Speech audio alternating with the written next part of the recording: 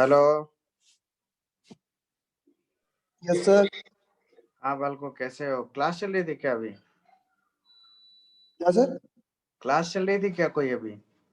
Sir 6:30 तक चल रही थी। अच्छा, कब से 6:30 वेट कर तक। रहा हूँ मैं। 20 मिनट नहीं हो सर, गया जब वेट कर। हम तो बहुत देर से एड के लिए रेडी थे सर। हम्म। चलो ठीक है। कल क्या पढ़ाए थे, याद है कुछ? सर कल हम्म? टेस्ट चल रहा था। क्या? कल ज्वाइन नहीं किया था सर, कल वाइवा चल रहा था। अच्छा, फिर कौन कोई है जो कल क्लास अटेंड किया था? बोलो भाई। हम्म। कुछ ये डायनामिक लोडिंग का पढ़ा रहे थे ना? कल फ्लक्चुएटिंग लोड हो गया था सर, उसके आगे बढ़ाना था। उसके ओके। क्वेश्चन वगैरह स्ट्रेस चलो फिर। कंसंट्रेशन फैक्टर भी देख लिए थे। अच्छा,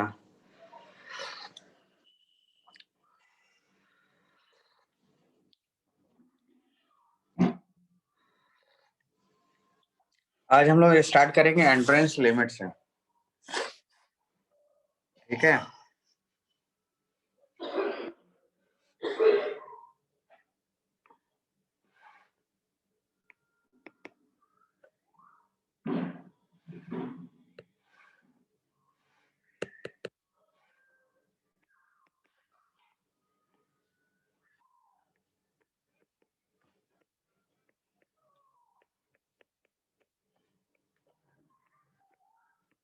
एंट्रेंस लिमिट, ठीक है। मैं कॉफी पीऊंगा, उसके बाद स्टार्ट करूंगा 2 मिनट में, ठीक है ना?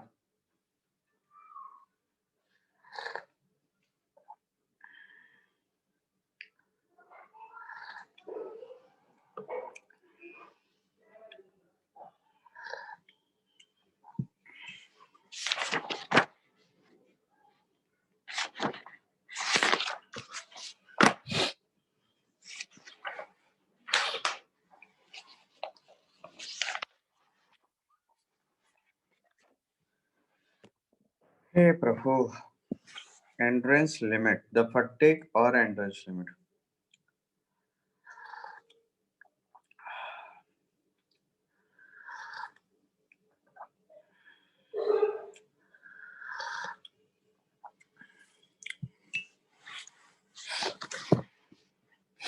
देखो क्या entrance limit.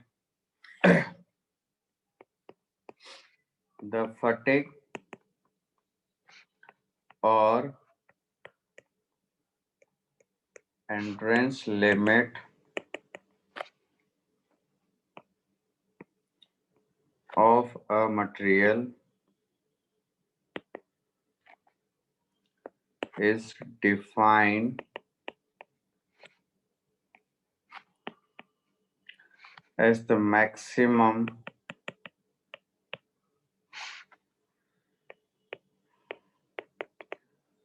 amplitude of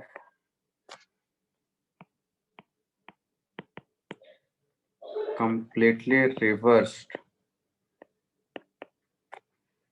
stress that the standard specimen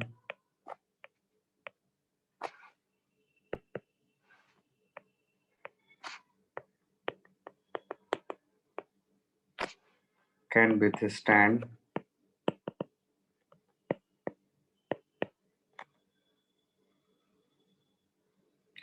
for an unlimited number of cycle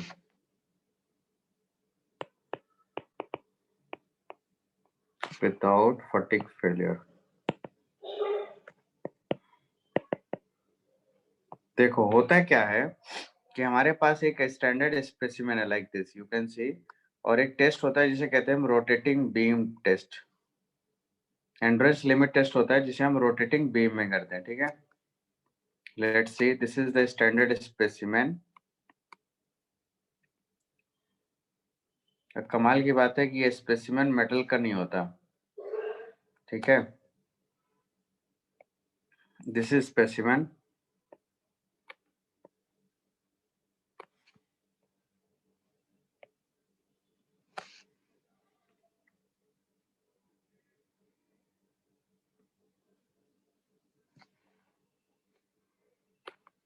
And its the radius of curvature is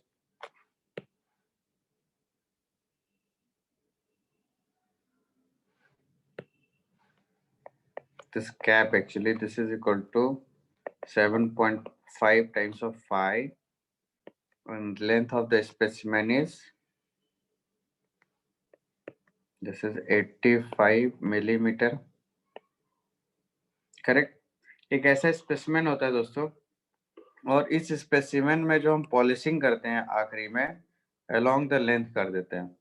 मैंने कल आपको बताया था ना कि अलोंग द लेंथ अगर स्क्रैचेस हुए तो इनका इफेक्ट बहुत कम होता है as compared to across the length. ना लोड जिस डायरेक्शन में हम अप्लाई कर रहे हैं उसके देखो एक्चुअली हो क्या रहा है in this particular test. We are applying constant bending moment like this. तो ऑब्वियसली कांस्टेंट बेंडिंग मोमेंट में this fibre is subjected to tensile load, yes और नो, अलोंग द लेंथ. तो मैंने आपको कल बताया था कि अगर कोई स्पेसिमेन है और इसमें आप फोर्स अप्लाई कर रहे हो लाइक दिस, और अगर ये स्क्रैच अलोंग द लेंथ है तो इसका इफेक्ट बहुत कम पड़ता है, यस और नो, नेग्लिजिबल इफेक्ट होता है. बट यही अगर इसी जगह पे अगर आपका स्क्रैच कुछ इस तरीके से होता है then it gives us very severe effect, yes और नो. करेक्ट. ठीक है दोस्तों. तो इस इफेक्ट को प्रिवेंट करने के लिए हम स्पेसिमेन में अलोंग द लेंथ पॉलिशिंग कर देते हैं, जिससे स्क्रैच भी हो तो अलोंग द लेंथ हो, बाकी ना हो.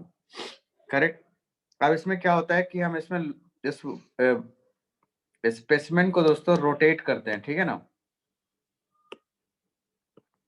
इस एक्सिस के अबाउट इसको रोटेट करते हैं. कब तक रोटेट करेंगे? जब तक इस पर्टिकुलर लोड में ये फेल ना हो जाए, यस और नो. तो आपको देखना है कि फेलियर के पहले हाउ मेनी आरपीएम और how many life it will spend, yes और नो. करेक्ट.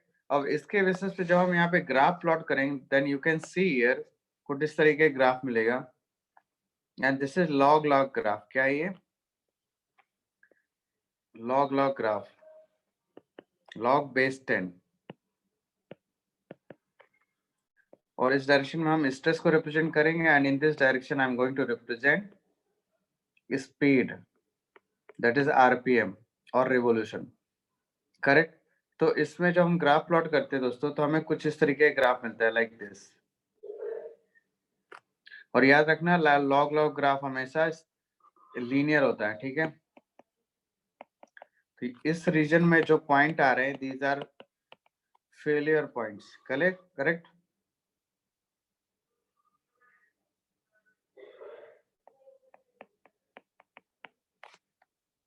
Like this. तो इसके रिस्पेक्ट में यहाँ पे जो स्पीड मिल रही है दैट इज यहाँ पे 10⁶ होगा, चूंकि लॉग ग्राफ लिया है इसलिए ये 6 होगा, ठीक है. And here we can get 3. Correct. तो कोई भी स्पेसिमन अगर 10⁶ रेवोल्यूशन, जिसे कहते हैं 1 मिलियन रेवोल्यूशन, कोई भी स्पेसिमन 1 मिलियन रेवोल्यूशन सस्टेन करे जिस पर्टिकुलर लोड में, तो उस क्रिटिकल लोड को हम कहते हैं endurance limit. For example this is the critical limit.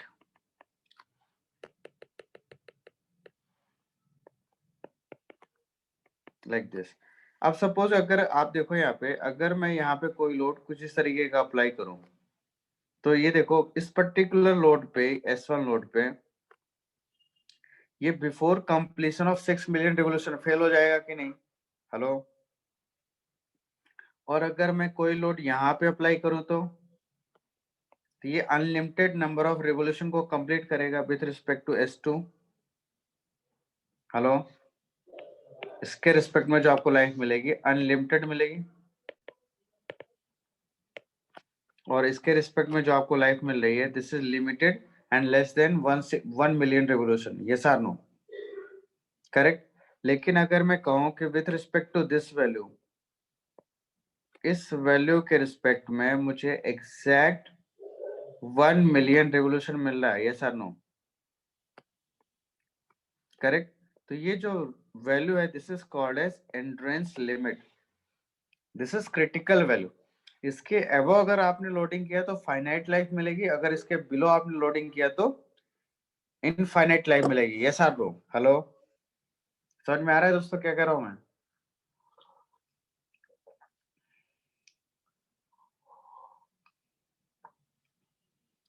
Hello, मेरी आवाज आ रही है किसी को? Yes sir. आ रही है सर, आ रही है। Yes sir. ये समझ में आ रहा है क्या कह रहा हूं मैं? तो ये एंड्योरेंस लिमिट समझ में आ गया क्या है एंड्योरेंस लिमिट? यही डेफिनेशन लिखा ना, the fatigue or endurance limit of a material is defined as the maximum amplitude of completely reverse stress that the standard specimen, यहाँ पे कौन सा लोड अप्लाई करते हैं हम? कंप्लीटली रिवर्स्ड, याद रखना।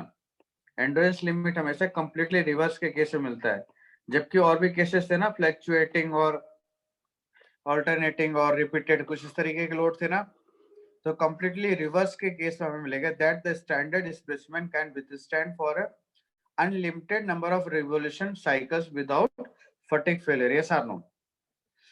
Correct. This is called as endurance limit. तो आई थिंक ये एंड्योरेंस लिमिट आपको समझ में आ गया होगा, hope so. Hello,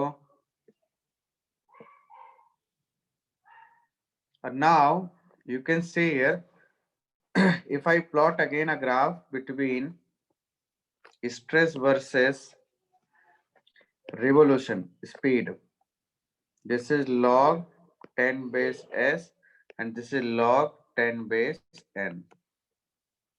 If here we have a graph like this,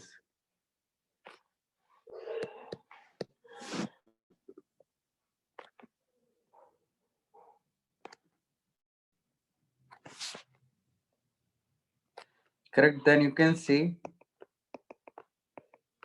here we have 0, 0, here we have 3, here we have 4, sorry not 4, 6, correct, like this. Correct. तो ये 0 to 3 के बीच में, 0 to 3 मतलब यहाँ पे क्या होगा, up to this point here we have maximum 1000 revolution, yes और नो? 10 to the power 3 हो जाएगा ना ये, तो 1000 रिवोल्यूशन। तो इस रिवोल्यूशन तक कंप्लीट करके कोई अगर एलिमेंट फेल हो जाए तो इसे कहते हैं हम, this is called as low cycle fatigue, low cycle fatigue, correct. और ये लो साइकिल फटीग के एग्जांपल्स होते हैं studs on truck wheel,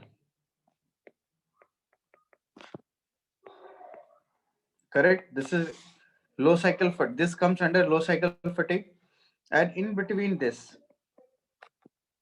where we get 10 to the power 6, 10 to the power 3 to 10 to the power 6 revolution, this is called as high cycle fatigue.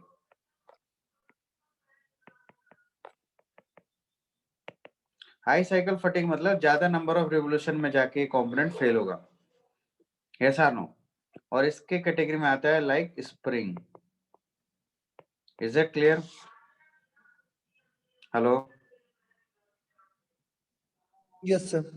तो याद रखना low cycle fatigue is nothing but, यहाँ पे लिख देता हूं मैं, low cycle fatigue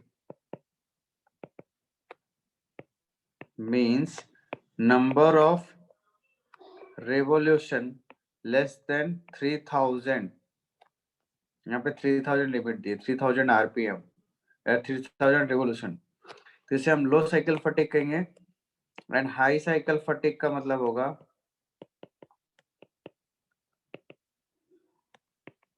number of revolution और नंबर ऑफ साइकिल, रिवोल्यूशन अगर के मैं इसे साइकिल लिखूं तो ज्यादा अप्रोप्रिएट कहलाएगा, number of cycle not revolution,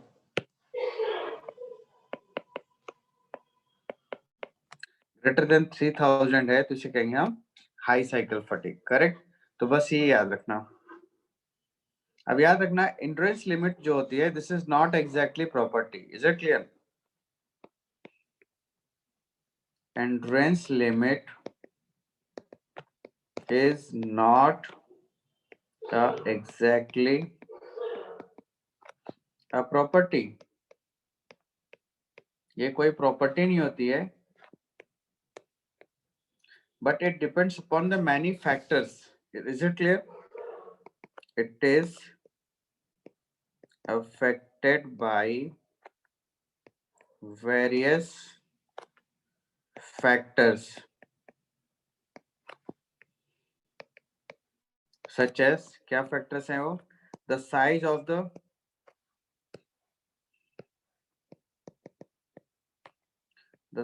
the component,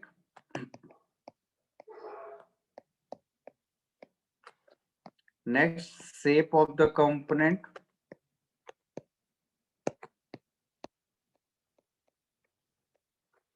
surface finish,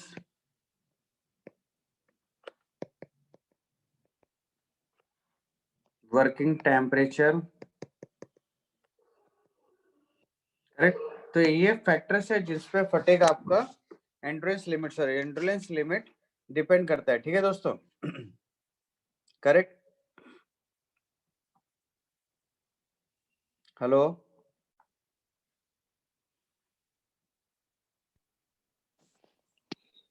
sir. चलो तो नेक्स्ट अब आगे बढ़ते हैं हम लोग। तो एक टर्म है दैट इज नोच सेंसिटिविटी। करेक्ट? देखो क्या होता है नोच सेंसिटिविटी।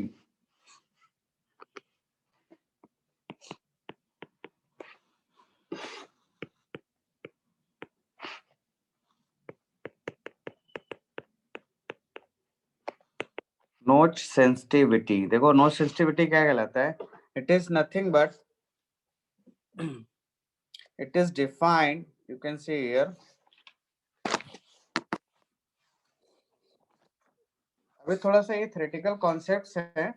ठीक है? फिर हम लोग जब आगे बढ़ेंगे तो सिर्फ प्योर मैकेनिक्स मिलेगी। ठीक है? लेकिन इन कॉन्सेप्ट्स को समझना जरूरी, क्योंकि बहुत सारे क्वेश्चन यहाँ से अक्सर आते रहते हैं। ठीक है? तो you can see here notch sensitivity is nothing but it is defined as the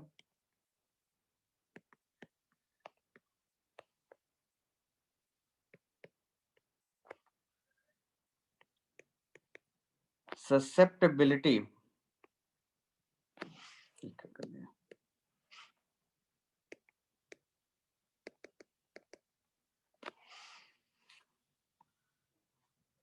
of a material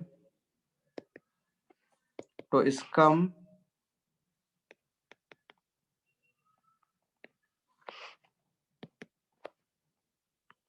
to the damaging effect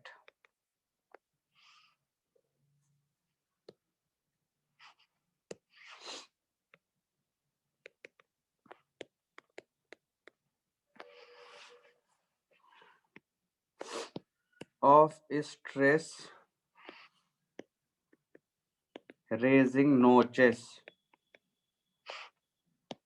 in fatigue loading, yes or no? अब देखो यहाँ ससेप्टेबिलिटी का मतलब होता है, मैं बता दूं, it means it shows that the response to an applied load, yes or no? Susceptibility means response to applied load,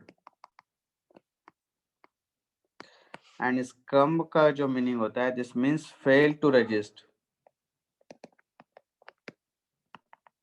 correct? तो नो सेंसिटिविटी क्या कहलाता है? It is defined as the susceptibility of a material to succumb the damaging effect of the stress raising notch in a fatigue loading. Correct? and it is represented by a factor that is called as nose sensitivity factor. Q is a nose sensitivity factor.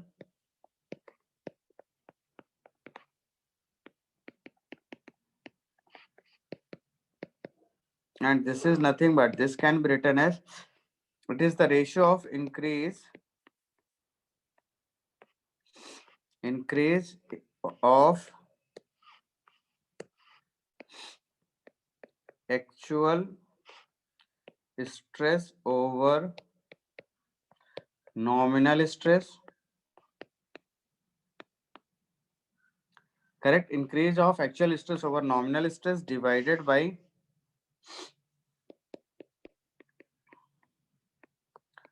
increase of theoretical stress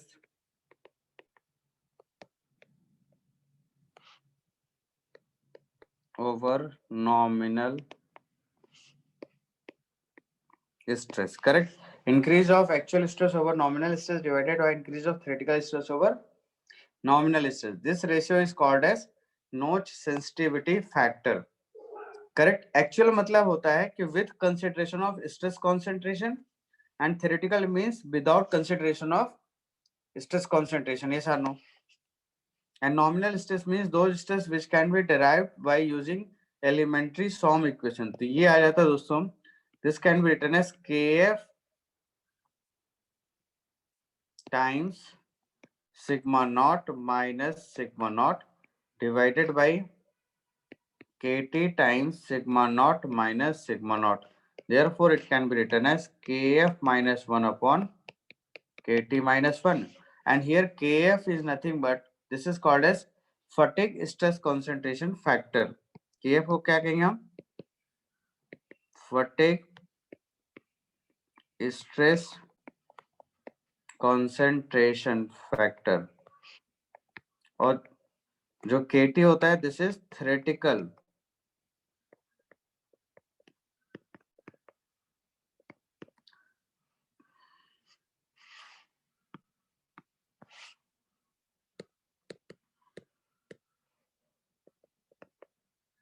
theoretical stress concentration factor. Correct. ये कहलाता है. अब question आता है कि fatigue stress concentration factor है क्या. तो let's see here. kf is nothing but this can be written as it is the ratio of endurance limit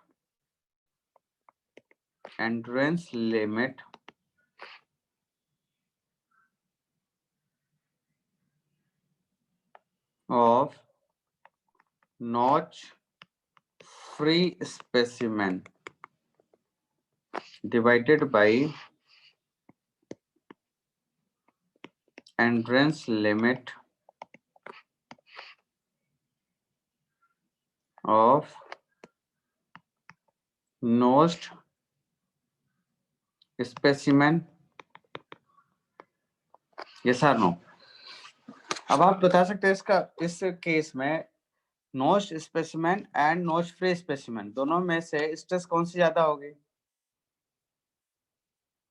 Andreas limit किस केस में ज्यादा होगा? नोच फ्री स्पेसिमेन में या नोच फ्री में ज्यादा होगी और नोचेस वाले में एंड्योरेंस लिमिट कम होगी. कम हो जाएगी, जल्दी फिल हो जाएगा, है कि नहीं? क्योंकि इसमें स्ट्रेस कंसंट्रेशन की वजह से कम लोड अप्लाई करने पे ज्यादा स्ट्रेस इसको फील होगा और ये जल्दी फेल हो जाएगा. करेक्ट है.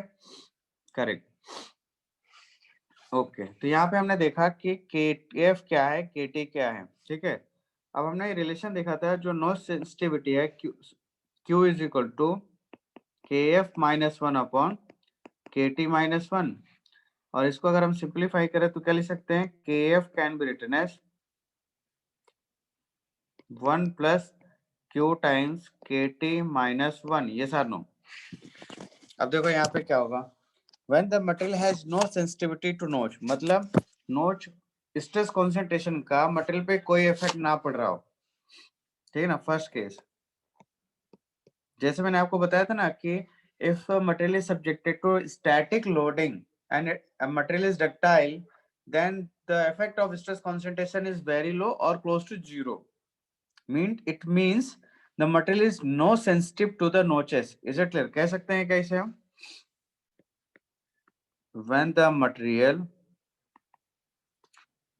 has no sensitivity to notches, then we can write q is equal to 0. तो यहाँ से क्या आ जाएगा दोस्तों? kf is equal to 1. अगर सेंसिटिव नहीं तो मीन्स q 0 हो जाएगा. अगर सेंसिटिव है तो q 0 नहीं होगा. यस और नो. तो kf क्या आएगा? नेक्स्ट क्या आएगा? when the material is fully sensitive. kf equals to kt. Sensitive 2 notches, तो इस केस में Q क्या होता है 1, ये सर नो, तो क्या आ जाता है KF is equal to KT। Is it clear? 2 second, एक कॉल आ रहा है, मैं 2 सेकंड में रिज्यूम करता हूँ क्लास, ठीक है?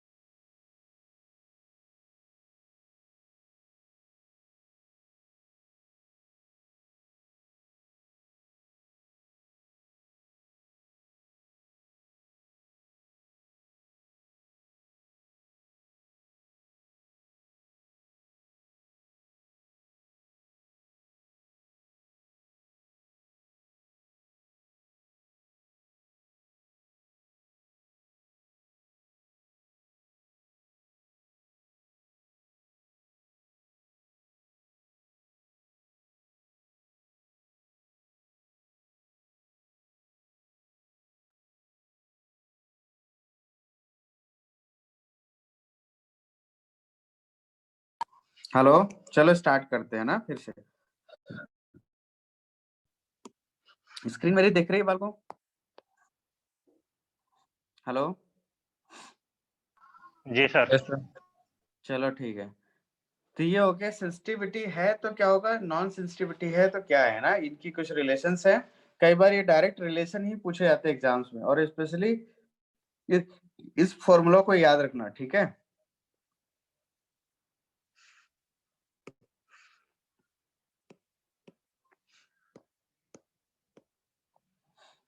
करेक्ट। अब यहाँ पे एक आता है करेक्टिव एंड्योरेंस लिमिट, करेक्ट। जैसे मैंने बताया ना कि endurance limit is not a property, it depends upon many factors, correct. And if we consider all the factors then the endurance limit will be changes, yes or no? And this changed endurance limit is called as corrective endurance limit, yes or no? Correct. तो इसको कैसे लिख सकते हैं? You can see here,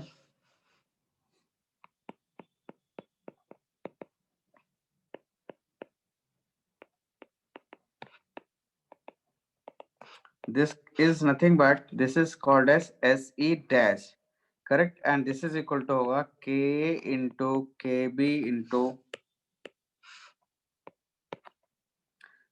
KC into KD into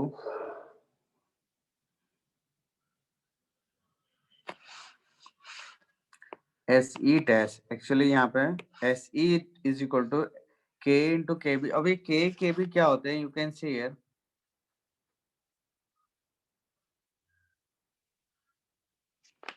तो ये कहलाता है KA is nothing but this is surface finish factor,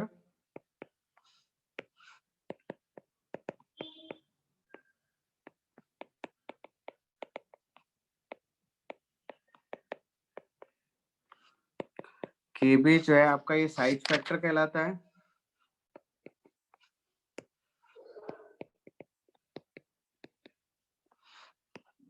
और KC आपका ये रिलायबिलिटी फैक्टर कहलाता है। और इस तरीके के क्वेश्चन एक ही बार आया एग्जाम में ना, और उसमें भी सब कुछ दे देता है, ठीक है, तो इतना घबराने की जरूरत नहीं है। KD आपका होता है modifying factor,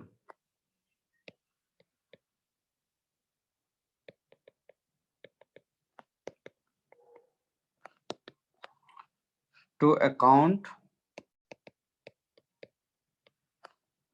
stress concentration, correct.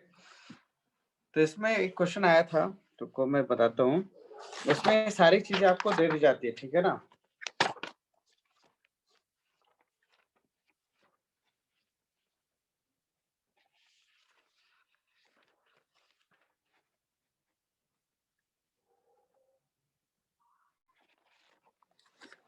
Correct.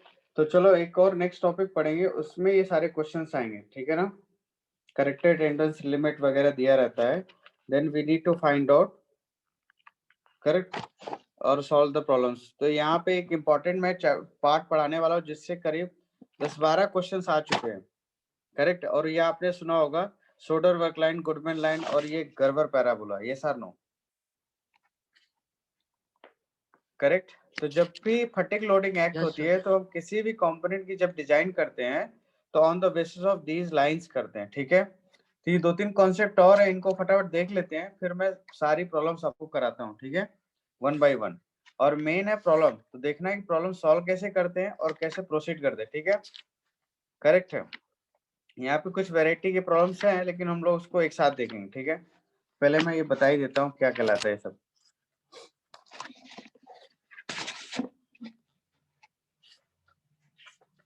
तो ये सब नाम सुने हो कभी कि नहीं सुने? Goodman line, Gerber parabola. KB क्या है? Yes sir. केबी होता है size factor, size, okay sir. ठीक है।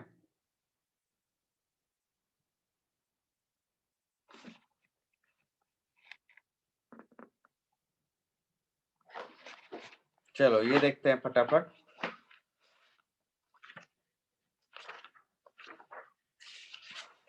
और एक बार तो मॉडिफाइड से भी क्वेश्चन आ गया था, कमाल की बात ये है, जब पहले कभी नहीं पूछा गया। तो आजकल कुछ भी होता है, ठीक है ना।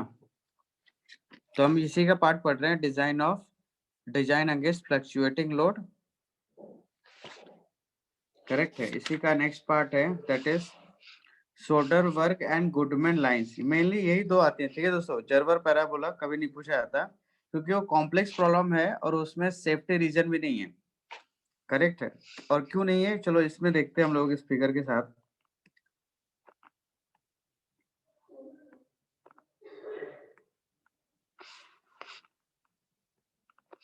सोडरबर्ग एंड अच्छा आदमी गुडमैन लाइंस, साथ में लोग देखेंगे जरबर पैराबोला भी, ठीक है। देखो तो सबसे पहले मैं आपको बता दूं स्ट्रेट लाइन का इक्वेशन क्या होता है, बोलो। अगर हमारे पास कोई स्ट्रेट लाइन है लाइक दिस, और ये यहाँ पे ए पॉइंट पे इंटरसेक्ट कर रहा है एंड दिस इज बी, ये लेंथ है, this is B from origin and this is A from origin, तो एक्स डिस्टेंस और ओहो कहाँ पहुंच गया, and suppose this is X axis and this is Y axis. तो इस लाइन का इक्वेशन मैं कुछ इस तरीके से लिख सकता हूँ क्या, X upon A plus Y upon B is equal to 1, ये सर नो बोलो, याद है ये Yes, sir. क्वेश्चन? अगर ये Intercept क्वेश्चन form. हाँ, तो अगर ये क्वेश्चन पता है तो बहुत आसान हो जाएगा। फिर देखो यहाँ पे in this direction here I am going to represent mean stress and here I am going to represent stress amplitude कहते हैं या फिर इसी को वेरिएबल स्ट्रेस भी कहते हैं, ठीक है। कई बुक में ये सिग्मा वी से डिनोट किया जाता है, कई बुक में ये सिग्मा ए से डिनोट किया गया, ठीक है। तो कंफ्यूज नहीं होना, दोनों का मीनिंग सेम होता है, स्ट्रेस एम्पलीट्यूड और वेरिएबल स्ट्रेस, करेक्ट। तो दोस्तों यहाँ पे एक इक्वेशन है हमारे पास कुछ इस तरीके की लाइक दिस, और एक हमारे पास लाइन है लाइक दिस, करेक्ट। और चलो जरबर पैराबोला को भी डिनोट कर दूं तो ये कुछ इस तरीके का बनेगा।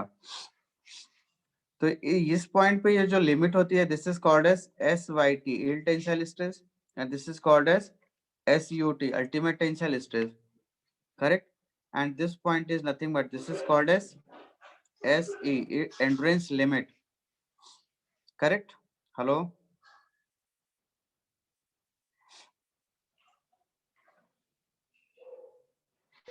ठीक है दोस्तों। जी सर। अब देखो अगर हम इस एस वाई टी से देखो इस ओरिजिन से यहाँ तक के डिस्टेंस एस वाई टी है, तो सेम इस ओरिजिन से इस पॉइंट तक यहाँ भी एस वाई टी आएगा, यस और नो। अगर मैं इसको ज्वाइन करूँ तो कुछ इस तरीके की लाइन मिलेगी, you can see here.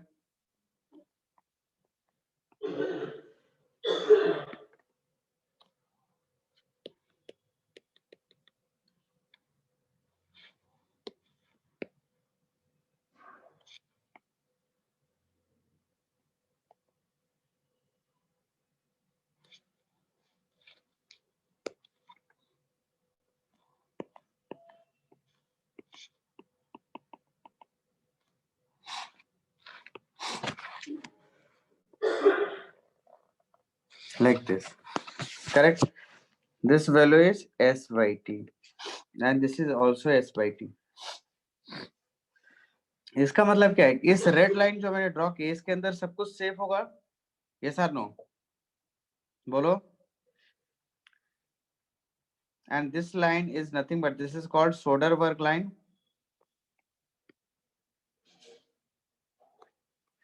and this line is called as Goodman line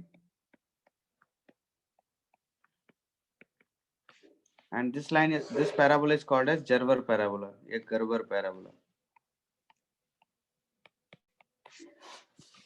तो सबसे पहले मैं इक्वेशन बताता हूँ फिर इसके बारे में कहानी बताऊंगा, ठीक है।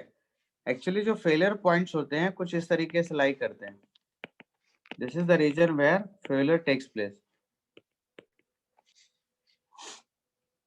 देखो तो जर्बर पैराबोला जो होता है इसके अंदर भी कुछ फेलियर पॉइंट्स मिलते हैं, it means this is not a completely safe parabola, ऐसा नो।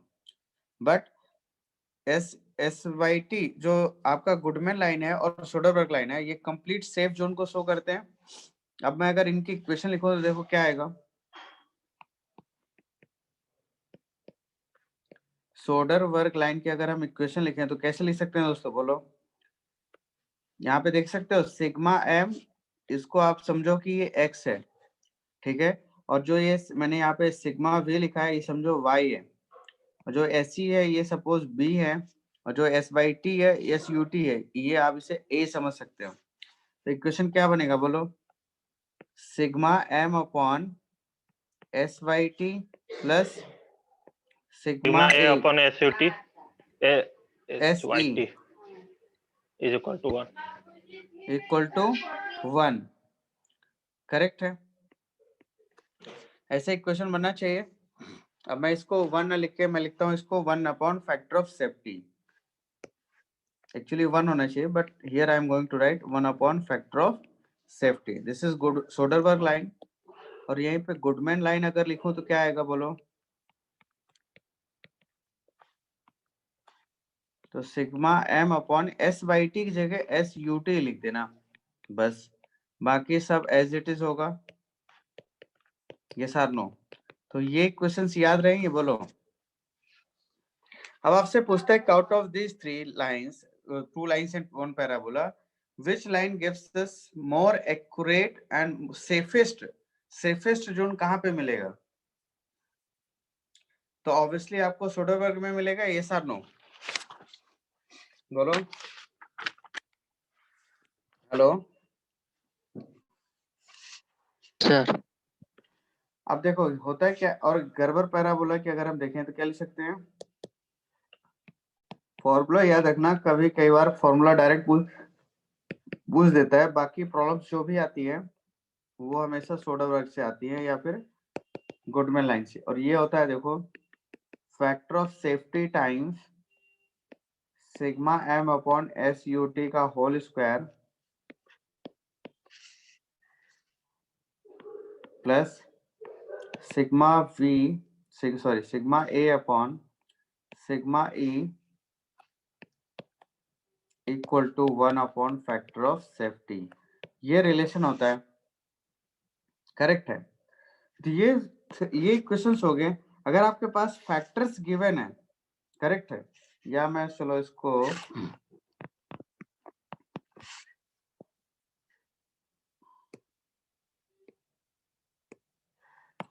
मैं बाद में लिखता हूँ ना, मैं यहाँ पे एक और इम्पोर्टेंट रिलेशन लिखने वाला हूँ।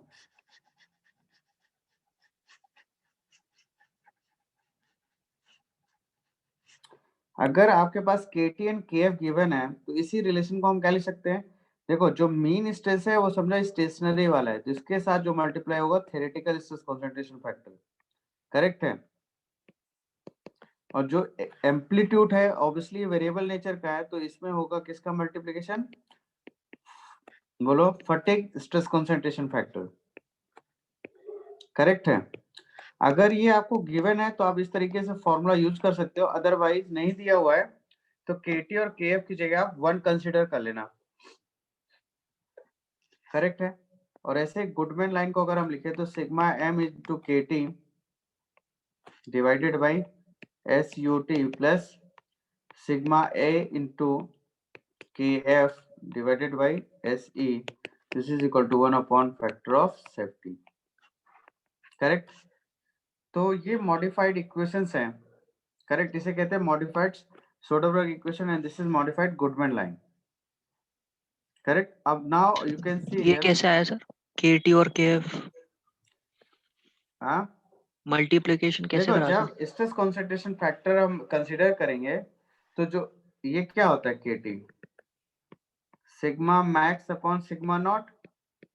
तो सिग्मा मैक्स अगर हम लिखें तो क्या आएगा? सिग्मा नॉट इंटू KT आएगा ना। तो समझो सिग्मा एम जो है ये सिग्मा नॉट है, नॉमिनल स्ट्रेस या एलिमेंट्री फॉर्म इक्वेशन से डेराइव किया हुआ when we not considering any factor.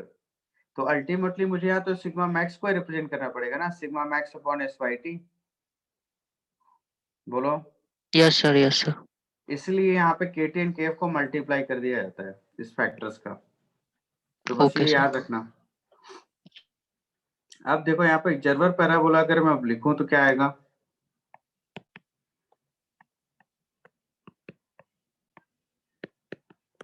तो इसका इक्वेशन है कुछ इस तरीके से, you can see here.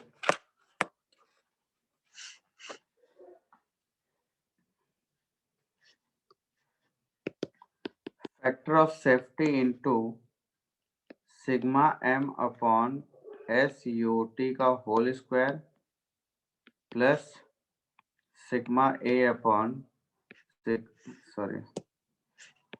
SE into KF is equal to 1 by factor of safety.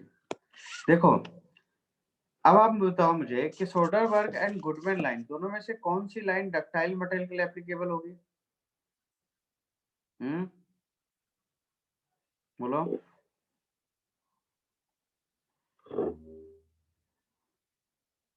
Hello,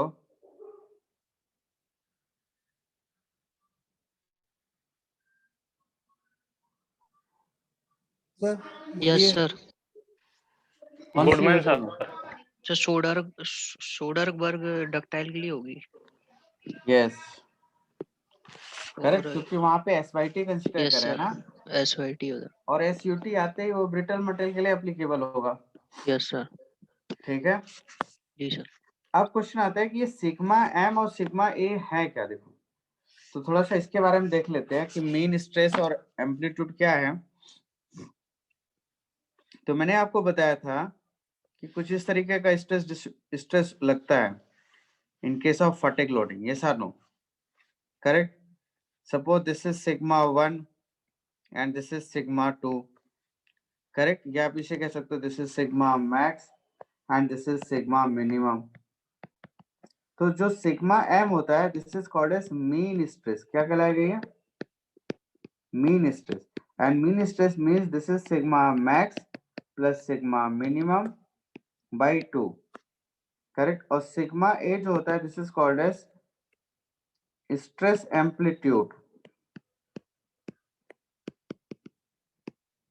और it is also called as variable stress.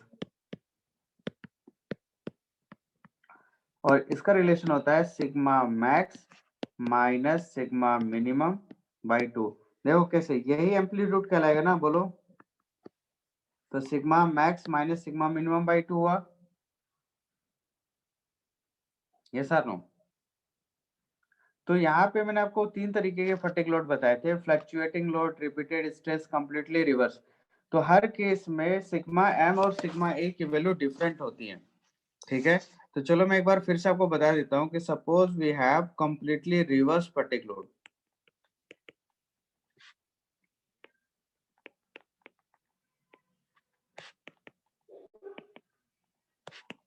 Completely reverse fatigue load.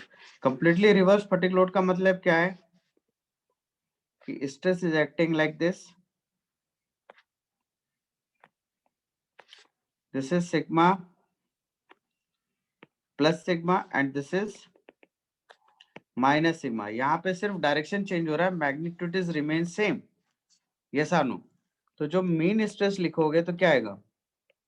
Sigma max plus sigma minimum by 2, और इसे मैं sigma max कह सकता हूँ and this is called as suppose sigma minimum. तो क्या आएगा दोस्तों यहाँ पे वैल्यू इसकी? Sigma minus sigma divided by 2, this is equal to 0। Correct. वहीं पे स्ट्रेस एम्पलीट्यूड लिखो तो क्या आएगा? Sigma max minimum sigma minimum divided by 2। तो ये क्या आ जाएगा दोस्तों? Sigma minus minus sigma divided by 2, that is sigma. यही आएगा कि नहीं? तो this is called as stress amplitude sigma A। Hello, समझ में आया? कुछ इस तरह से कैलकुलेट कर लोगे। और वहीं पे सेकंड केस अगर हम बात करें repeated stress, when the stress is varying from maximum value to zero stress, like this,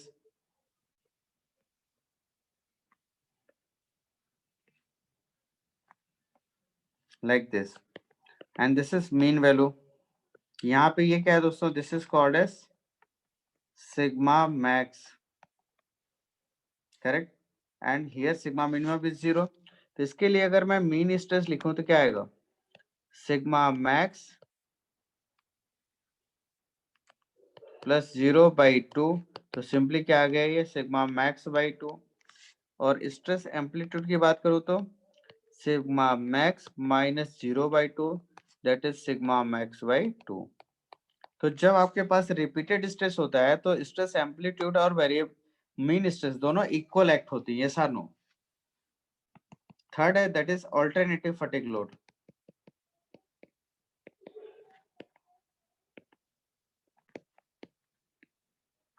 Alternating fatigue load. Suppose if this stress is acting like this,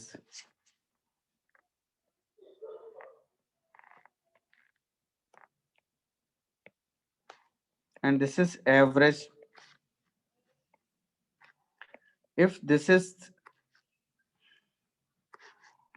2 sigma and if this is sigma minus sigma, तो इस case में अगर आप लिखोगे तो sigma m क्या आएगा बोलो, तो 2 sigma minus sigma divided by 2 that is sigma by 2, और स्ट्रेस एम्पलीट्यूड लिखें तो क्या आएगा 2 sigma minus minus plus sigma divided by 2 that is 3 by 2 sigma. ऐसा होना चाहिए क्या? हेलो बोलो। तो ये तरीका है आपके mean and average stress calculate करने के, करेक्ट। तो चलिए प्रॉब्लम सॉल्व करने स्टार्ट करें।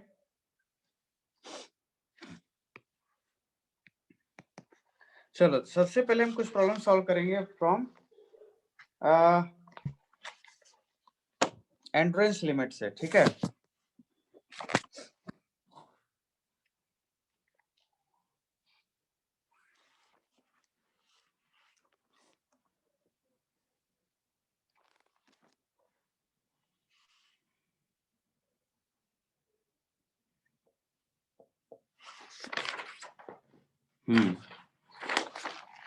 ये बड़ा सही क्वेश्चन है, गेट 2017 में आया था और भी पहले भी कई बार आ चुका है, ठीक है। Gate 2017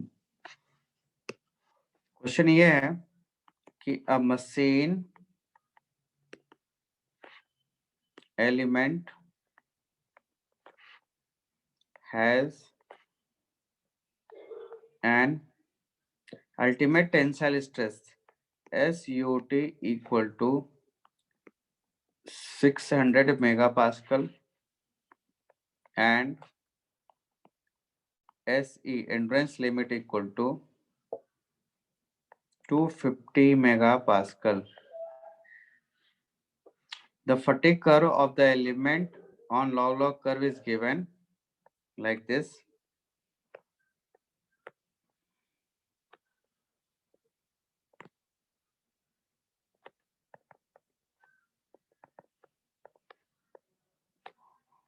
Here we can get 10 to the power 6. This is SE, and at this point here we have 0.8 times of SUT, correct? And this is suppose A point and this is B point. ये given है, तो पूछ रहा है if the element is to be designed for, if the element is to be designed for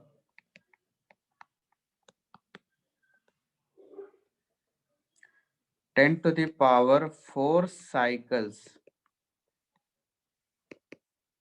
the maximum amplitude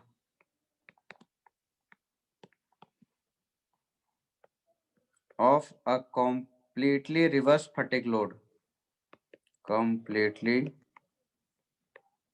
reversed operating stress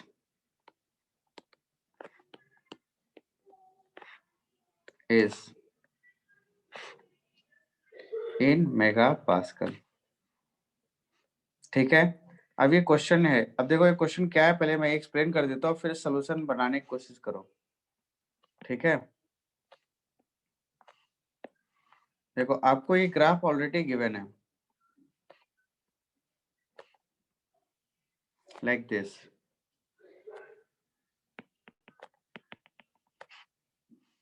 यहाँ पे दे रहा है 10 to the power 6, सपोज यहाँ पे कहीं आएगा 10 to the power 4, ये सिग्मा ई है और यहाँ पे है 0.8 times of SUT।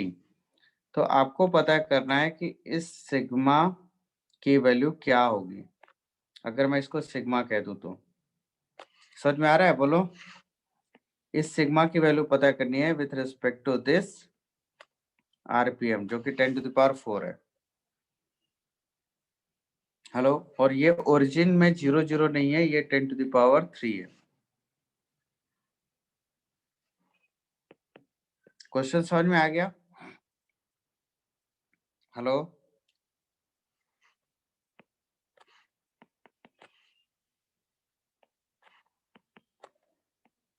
Hello,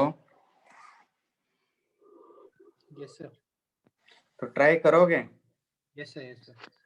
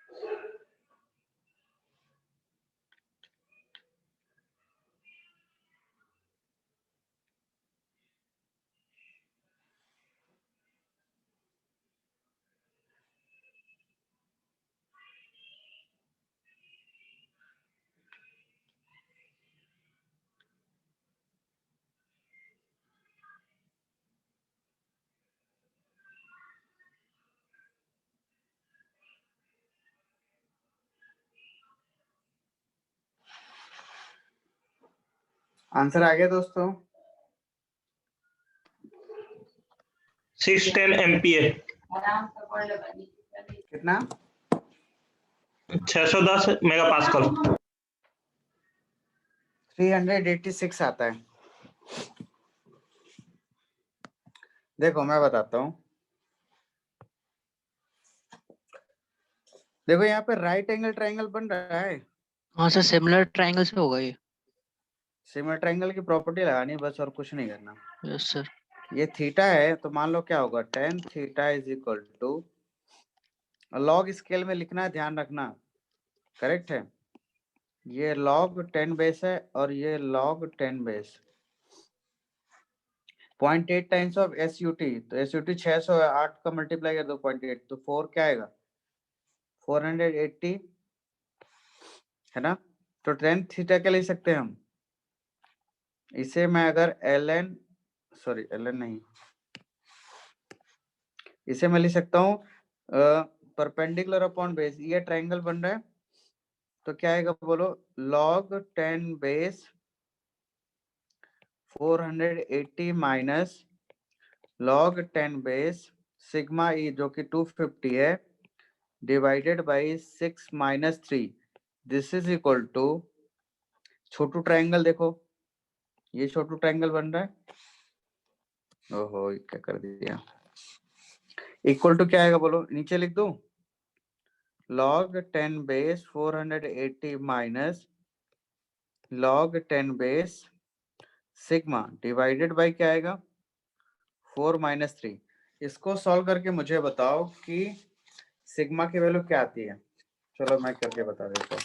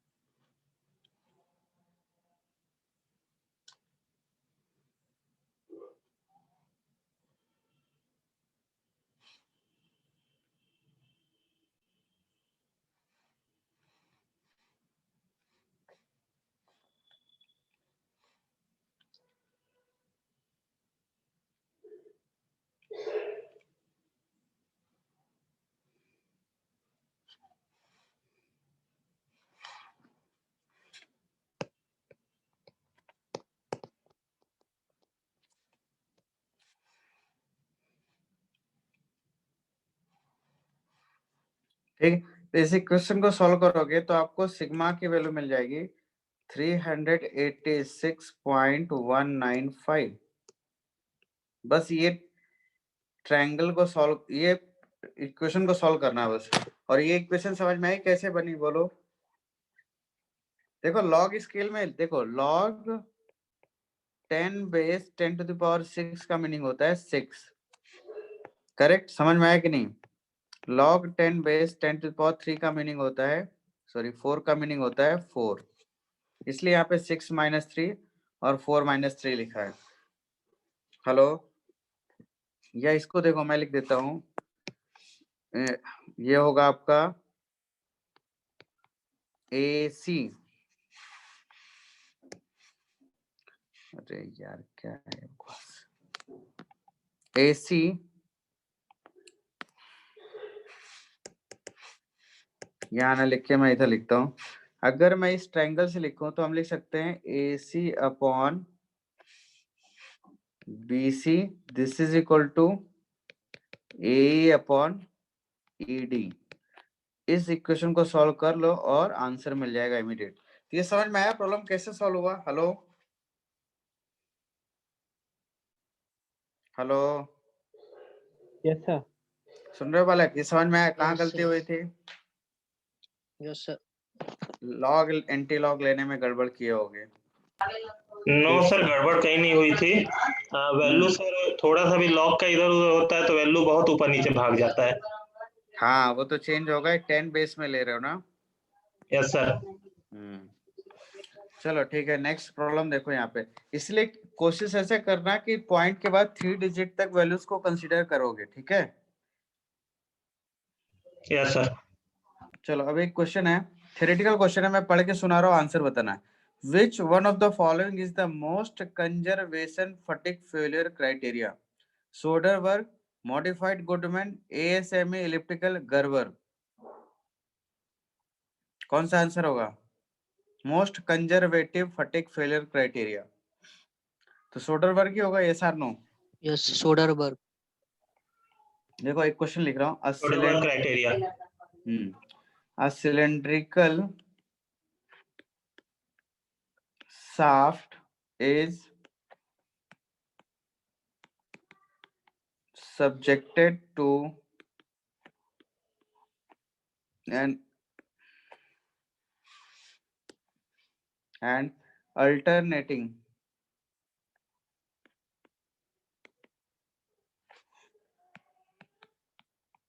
stress of 100 megapascal.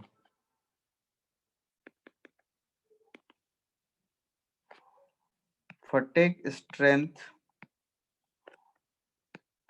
to sustain 10 to the power 3 cycles is 490 megapascal. If the corrected endurance strength is 70 megapascal. Estimate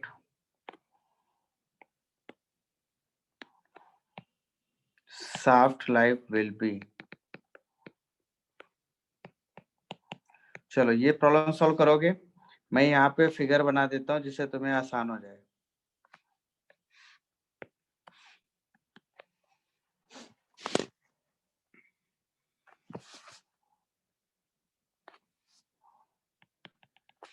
ये 10 to the power 6 है जिसके रिस्पेक्ट में आपको वैल्यू है क्या, log 10 base 70, और यहाँ पे क्या मिलेगा at 10 to the power 3 log 10 base 490 megapascal. तो पूछ रहा है क्या क्या पूछ रहा है तो पता ही। shaft life will be, a cylindrical shaft is subjected to an alternating stress of 100।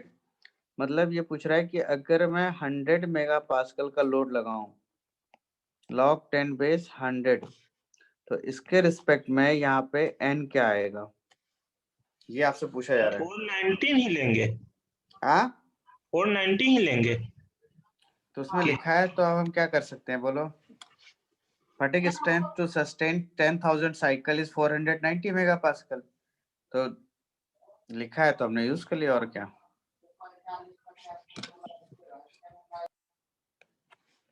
पहले ये बताओ ये समझ में आया फिगर? Yes sir. चलो इनका नामकरण करते हैं, A B C D E. अब प्रॉब्लम सॉल्व कर लोगे। पहले इसके पहले वाला क्वेश्चन जैसा ही तो है, प्रीवियस में वो साइकिल दे दिया था तो स्ट्रेस पूछा था, अब इस बार स्ट्रेस दे दिया तो बोल रहा साइकिल बताओ।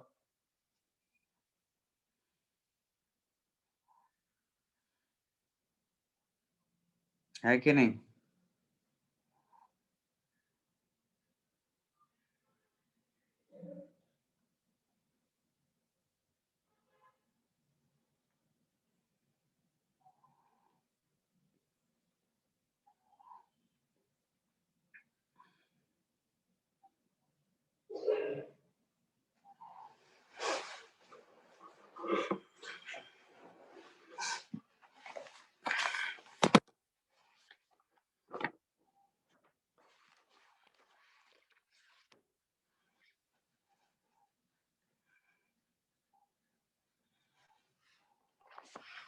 हेलो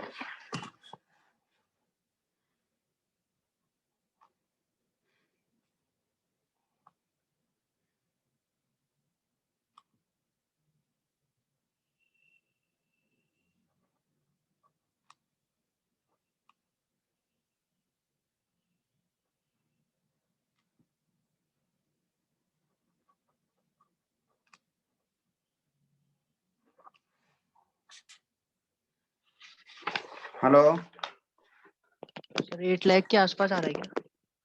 कितना? 8,17,000। No, absolutely wrong answer. चलो देखो क्या आएगा। मैं डायरेक्ट इक्वेशन लिखूं, log 10 base 490 minus log 10 base 70 divided by 6 minus 3, this is equal to log, मुझे पता चलेगा कहाँ गलती की हो, log 10 base 490 minus log 10 base 100 divided by, अब देखो ये जो n लिखते हो ना यहाँ पे n, ये जीरो से स्टार्ट नहीं हुआ है, ये 3+3 से स्टार्ट हुआ है, तो जो ये n लिखोगे ना तो आप सिंपली n+3 लिखो यहाँ पे। करेक्ट है? बोलो, समझ में आ रहा है क्या कह रहा हूं मैं? Yes sir. सर 13,240। देखना पड़ेगा पलक। तो ये आ जाएगा यहाँ पे। ओहो, क्या कर दिया मैंने।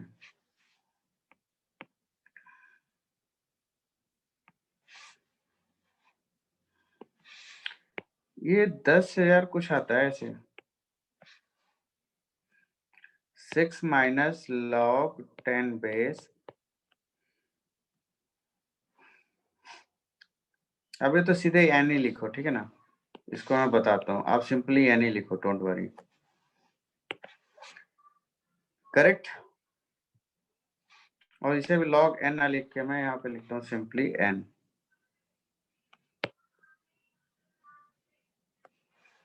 कि नहीं तो लिखे रहने, चलो छोड़ो, log 10 बेस है। करेक्ट? तो इस इक्वेशन से मुझे बताओ कि log 10 बेस n की वैल्यू क्या है?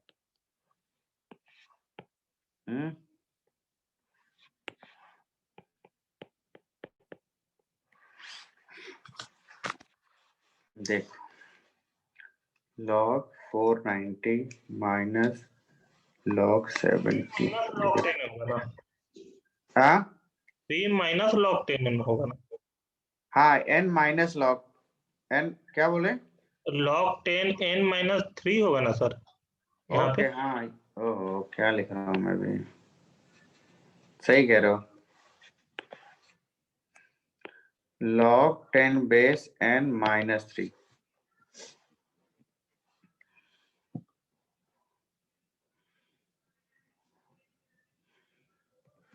देखो, एक चीज मैं आपको बता देता हूँ, आप जहाँ गलती कर रहे होगे, ये कर्व कुछ इस तरीके से है। यहाँ पे 10⁻³ रिवोल्यूशन दिया है और यहाँ पे आपसे n पूछ रहा है, तो n एक्चुअली ये होगा। तो सपोज अगर मैं x मान लो, इसको यहाँ से यहाँ तक x मान लो, तो n इज इक्वल टू होगा 3 + x। ये याद रखना, ठीक है? बोलो।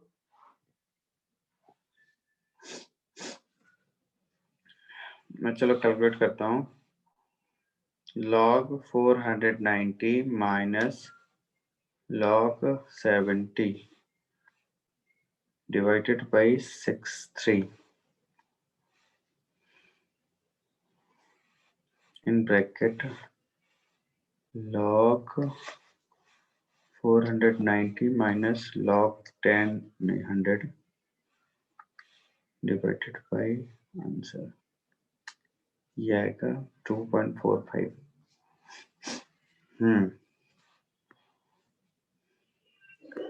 ठीक है, तो देखो यहाँ पे क्या आ रहा है, ये log n बेस 10 की वैल्यू क्या आ रही है?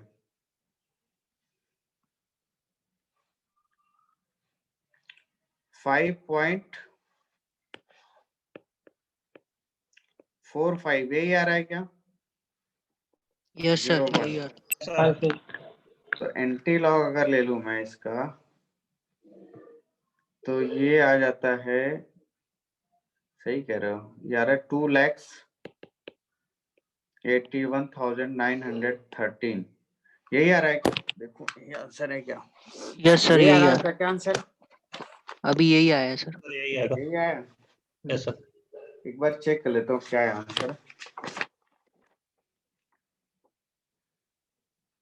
हाँ, 2,81,914 एग्जैक्टली यही है ना? हाँ यही है, यही आंसर है। यही आया था क्या पहले भी आपका आंसर? तो यस कुछ सर। नहीं करना, डायरेक्ट ये फॉर्मूला अप्लाई कर नहीं देना, सर, सीधे सीधे आंसर गड़बड़ हो कर जाएगा। दी थी। ठीक है ना? सीधे ये इक्वेशन लिखो आंसर, बस, और कुछ नहीं करना इधर उधर, ठीक है ना? उसमें 3 ऑलरेडी ये एडेड हो जाएगा। ये जो log 10 बेस n माइनस 3 लिखे थे ना, ये 3 जाके उधर ऐड हो जाएगा, इसलिए तो कुछ करने की जरूरत नहीं है। जरूरत नहीं है लॉग की स्केल पे करें, डायरेक्ट भी हो सकता है ना? लॉग स्केल पे करो तो ज्यादा बेटर, क्योंकि यहाँ पे सारी वैल्यू लॉग स्केल पे रहती है ना। जी सर। और ये जो कर्व है ना, स्ट्रेट लाइन जो हम लिखते हैं, ये लॉग स्केल की वजह से है, अदरवाइज ये एसएन कर्व ऐसे बनेगा। तो इस कर्व अच्छा। का आपको इक्वेशन नहीं पता ना क्या है? यस सर तो यस विदाउट लॉग से इक्वेशन कैसे वैल्यू पुट कर सकते हो? ओके सर ठीक है ना, तो लॉग अप्लाई यस सर करनी जरूरी है। सर चलो अब next question next direct curve पे भी आ सकता है क्या? क्या क्या बोलो? क्वेश्चन डायरेक्ट एसएन कर्व पे भी आ सकता है क्या? ये एसएन कर्व का ही तो क्वेश्चन है अभी तक नहीं जो सर, सॉल्व जैसे किया। हम लोग लॉग 10 बेस पे कर रहे हैं ना, विदाउट लॉग 10 बेस डायरेक्ट वहां से। नहीं नहीं, वो नहीं आएगा, कभी भी नहीं आएगा।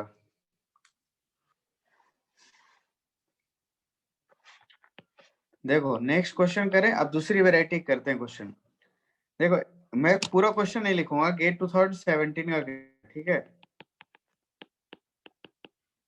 क्वेश्चन कह रहा है अ machine component made of ductile material is subjected two variable loading. किसका बना है? डक्टाइल मटेरियल, याद रखना। और इसमें सिग्मा मिनिमम है -50 मेगापास्कल, सिग्मा मैक्सिमम है 50 मेगापास्कल, करेक्ट है। और corrected endurance limit sigma E dash ये गिवन है 100 मेगापास्कल, और एस वाई टी गिवन है दैट इज 300 मेगापास्कल, करेक्ट। तो पूछ रहा है कि फैक्टर ऑफ सेफ्टी क्या होगा, और ये मटेरियल आपका डक्टाइल है, करेक्ट। हेलो,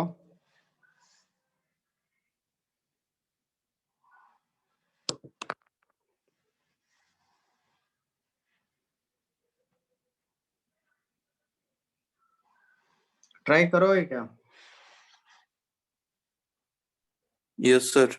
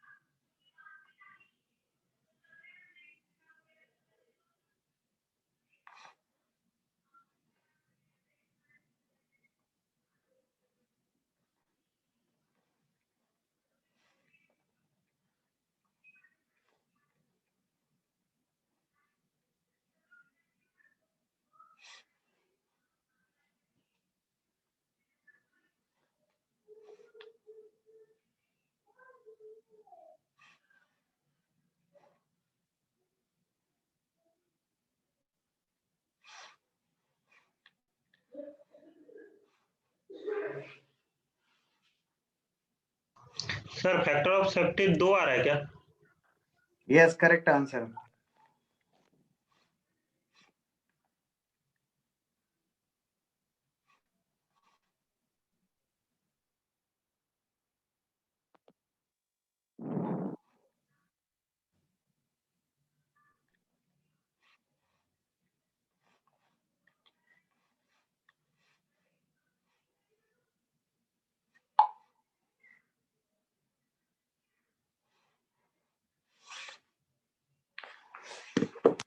देखो डक्टाइल मटेरियल है तो सोडरबर्ग इक्वेशन लगेगा, बोलो। तो S M upon S Y T plus S E F, sorry ये एस क्या लिख रहा हूं, sigma M upon S Y T sigma A upon S E is equal to factor of safety. इसे use कर सकते हैं, यस और नो। और यहाँ पे स्ट्रेसेस दी है तो सिग्मा एम लिखूंगा तो क्या आएगा, sigma max plus sigma minimum divided by 2। तो क्या आ जाएगा ये 50 minus 50 divided by 2, this is 0, correct. और एम्पलीट्यूड क्या आ जाएगा, sigma max minus sigma minimum divided by 2। तो इसकी वैल्यू क्या आएगी 50 माइनस माइनस 50 डिवाइडेड बाई 2, तो ये आ जाएगा आपका 50। Yes or no? अब इनकी वैल्यू पुट कर दो तो 0 plus 50 by 100 equal to 1 by factor of safety, यही आएगा। तो फैक्टर ऑफ सेफ्टी क्या आ गया यहाँ से 2। समझ में आया कि नहीं बोलो? Yes all sir. दो क्वेश्चन में ये मेंशन नहीं था कि ये कौन सी लाइन को यूज करना चाहिए हमें। तो हमें अंडरस्टूड है कि डक्टाइल मटेरियल है तो हम सोडरबर्ग यूज करेंगे, क्योंकि डक्टाइल मटेरियल में एस बाई टी लिमिट होना चाहिए। Yes or no?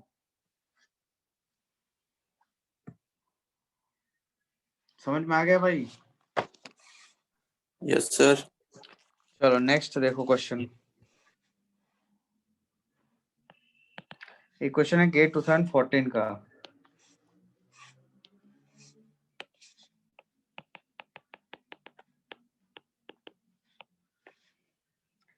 A structure is subjected to fatigue loading.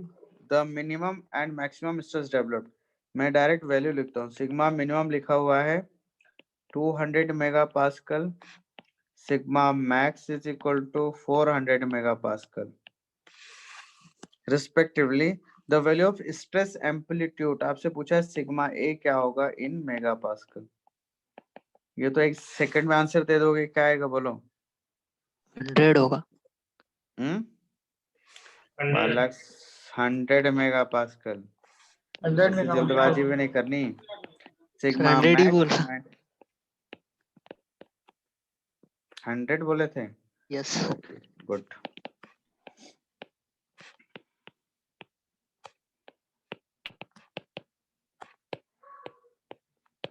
दो कोड़े क्वेश्चन है तो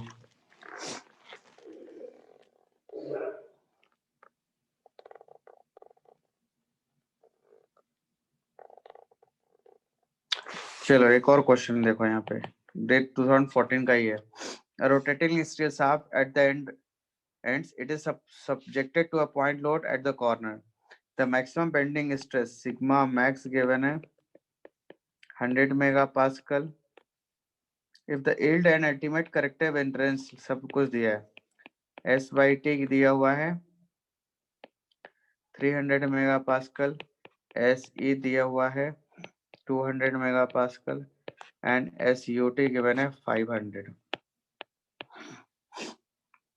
Then the factor of safety क्या होगा?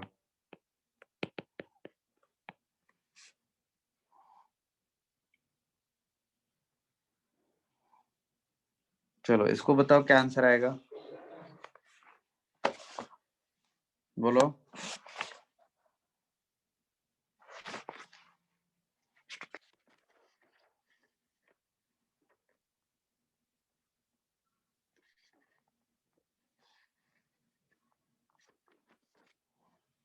हेलो,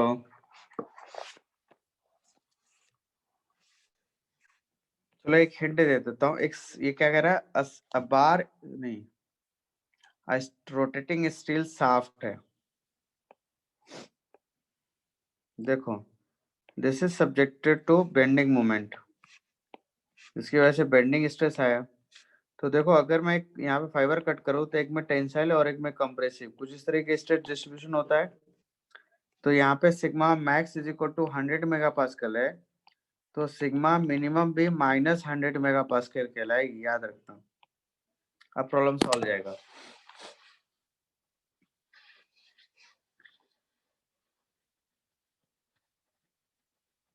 अब आप बताओ इसे किससे सॉल्व करोगे, सोडरबर्ग से करोगे या गुडमैन से? सोडरबर्ग। करेक्ट, चलो करो, बताओ आंसर क्या है।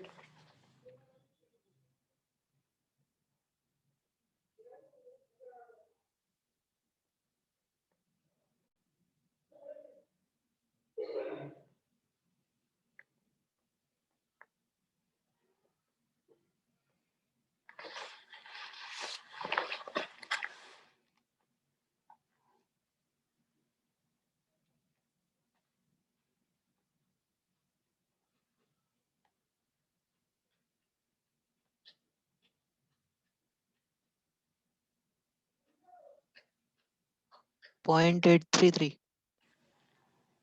कैसे कैसे आएगा पलक? 1 सर। 1 आ रहा है। सर अच्छा, देखो सोडरबर्ग यूज करोगे तो सिग्मा एम अपॉन क्या होगा बोलो? S Y T plus sigma A upon S E is equal to 1 by factor of safety. ये देखो जब दोनों स्ट्रेस इक्वल होती हैं तो इसका मेन स्ट्रेस क्या होता है? 0। और सिग्मा ए क्या आएगा? 100 प्लस 100/2 है तो 100 आएगा। तो 100 डिवाइडेड बाई एस ई की वैल्यू 200 है। तो एफ एस 2 आ गया ना बालक, 1 कैसे आया था? AC 1 टाइप में दिख रहा है सर, 100 मेगापास्कल टाइप में दिख रहा है। अच्छा ऐसा क्या? Yes okay sir. This is अब ठीक है। यस सर, अब 2 आएगा। चलो ठीक है। Yes sir 2। तो ऐसी प्रॉब्लम कर लोगे? ऐसे बहुत सारे प्रॉब्लम है, क्या कराऊं मैं फालतू में क्वेश्चन? कर लोगे? हाँ यस सर। जी सर। तो चलो फिर यहीं पे समापन करता हूँ। कल से हम लोग नया चैप्टर पढ़ेंगे। अब क्या पढ़ाऊँ? ज्वाइंट पढ़ा दूँ या कुछ और पढ़ाऊँ? चलो ज्वाइंट ही पढ़ते हैं पहले, उससे भी काफी क्वेश्चन आते हैं ना, रिवेटेड sir. वेल्डेड और ये सब ज्वाइंट जो है। हम्म, तो देखो जो क्वेश्चन आते हैं ना, मेजर क्वेश्चन इन्हीं टॉपिक से आते हैं ना, स्टैटिक डायनामिक लोडिंग से, ठीक है, थियरी ऑफ फेलियर से।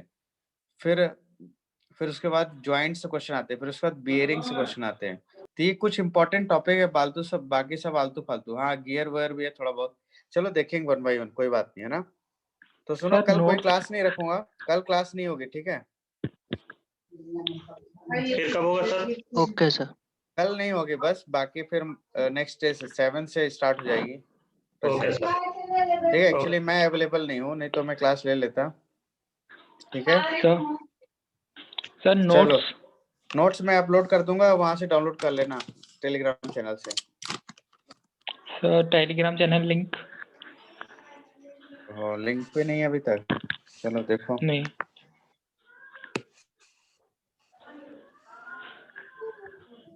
2 सेकेंड ना, मैं अभी दे रहा हूँ लिंक। मैसेज में सर डाल दीजिए सर यही।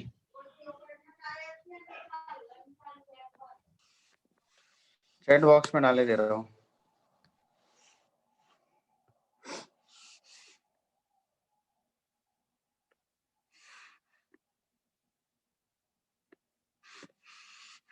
ये लो, मिल गया? मैं अपलोड कर देता हूँ, कहाँ गया? ब्लैंक, इसका नाम बदलते हैं।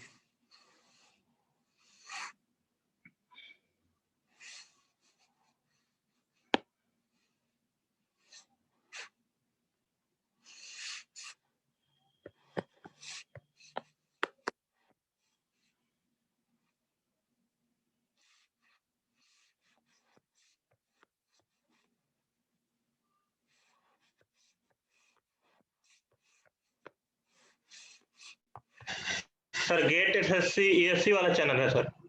हाँ ये लो, शेयर Yes, कर sir. दे रहा हूँ लिंक।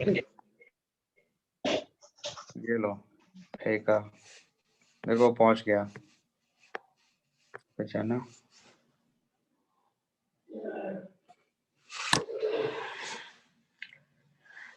हाँ ये प्रभु।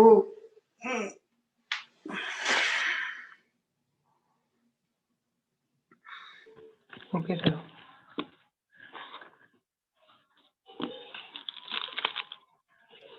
चलो भाई समापन करते हैं यहीं पे। Thank you sir. ये लो पहुंच गया, डाउनलोड कर लो,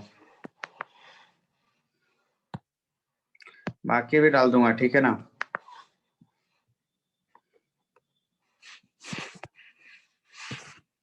कोई कुछ कह रहा है क्या? चलो ठीक।